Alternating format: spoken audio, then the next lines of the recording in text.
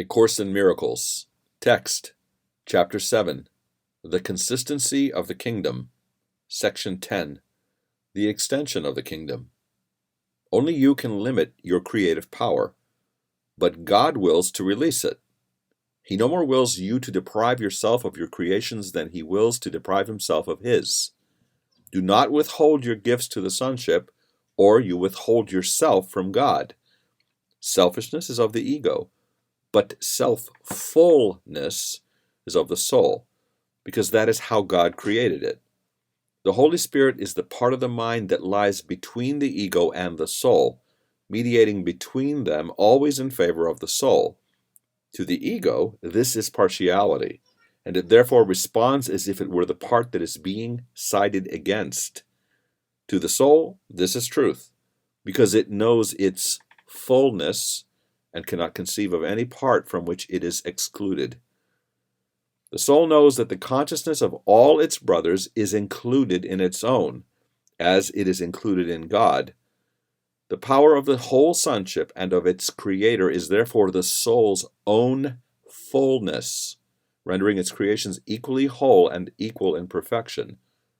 The ego cannot prevail against a totality which includes God, and any totality must include God. Everything he created is given all his power, because it is part of him and shares his being with him. Creating is the opposite of loss, as blessing is the opposite of sacrifice. Being must be extended. That is how it retains the knowledge of itself. The soul yearns to share its being as its creator did. Created by sharing, its will is to create. It does not wish to contain God, but to extend his being. The extension of God's being is the soul's only function. Its fullness cannot be contained any more than can the fullness of its creator. Fullness is extension. The ego's whole thought system blocks extension, and thus blocks your only function. It therefore blocks your joy. And that is why you perceive yourselves as unfulfilled. Unless you create, you are unfulfilled. But God does not know of unfulfillment, and therefore you must create. You may not know your own creations, but this can no more interfere with their reality than your unawareness of your soul can interfere with its being. The kingdom is forever extending, because it is in the mind of God. You do not know your joy because you do not know your own self-fullness. Exclude any part of the kingdom from yourself, and you are not whole. A split mind cannot perceive its fullness and needs the miracle of its wholeness to dawn upon it and heal it. This reawakens the wholeness in it and restores it to the kingdom because of its acceptance of wholeness. The full appreciation of its self-fullness makes selfishness impossible and extension inevitable. That is why there is perfect peace in the kingdom. Every soul is fulfilling its function, and only complete fulfillment is peace. Insanity appears to add to reality, but no one would claim that what it adds is true.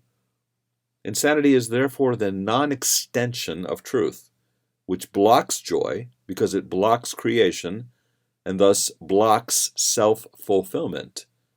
The unfulfilled must be depressed because their self-fullness is unknown to them. Your creations are protected for you because the Holy Spirit who is in your mind knows of them and can bring them into your awareness whenever you will let him. They are there as part of your own being, because your fulfillment includes them. The creations of every son of God are yours, since every creation belongs to everyone, being created for the sonship as a whole. You have not failed to add to the inheritance of the sons of God, and thus have not failed to secure it for yourselves. If it was the will of God to give it to you, he gave it forever. If it was his will that you have it forever, he gave you the means for keeping it, and you have done so. Disobeying God's will is meaningful only to the insane. In truth, it is impossible. Your self-fullness is as boundless as God's. Like His, it extends forever and in perfect peace. Its radiance is so intense that it creates in perfect joy, and only the whole can be born of its wholeness. Be confident that you have never lost your identity and the extensions which maintain it in wholeness and peace. Miracles are an expression of this confidence.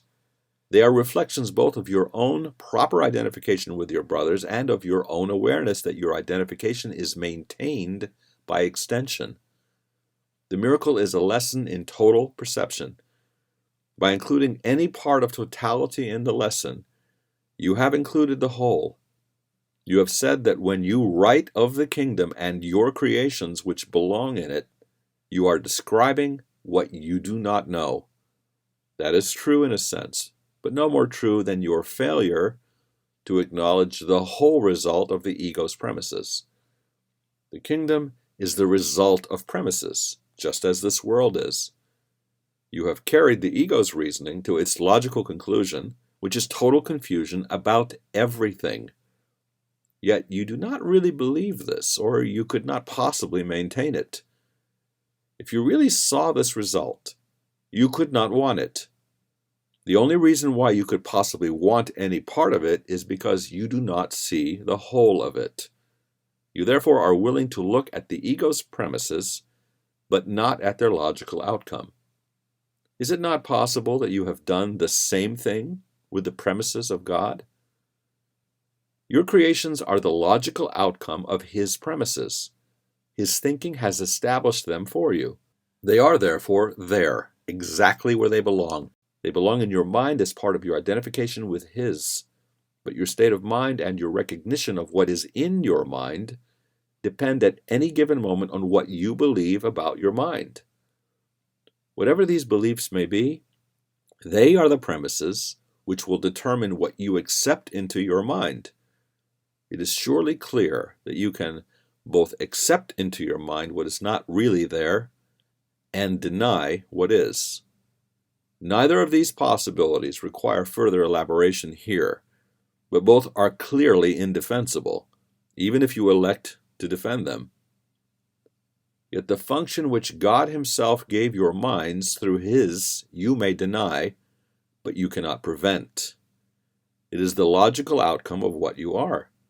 The ability to see a logical outcome depends on the willingness to see it, but its truth has nothing to do with your willingness at all. Truth is God's will. Share His will, and you share what He knows. Deny His will as yours, and you are denying His kingdom and yours. The Holy Spirit will direct you only so as to avoid pain. The undoing of pain must obviously avoid pain. Surely no one would object to this goal if he recognized it. The problem is not whether what the Holy Spirit says is true, but whether you want to listen to what He says.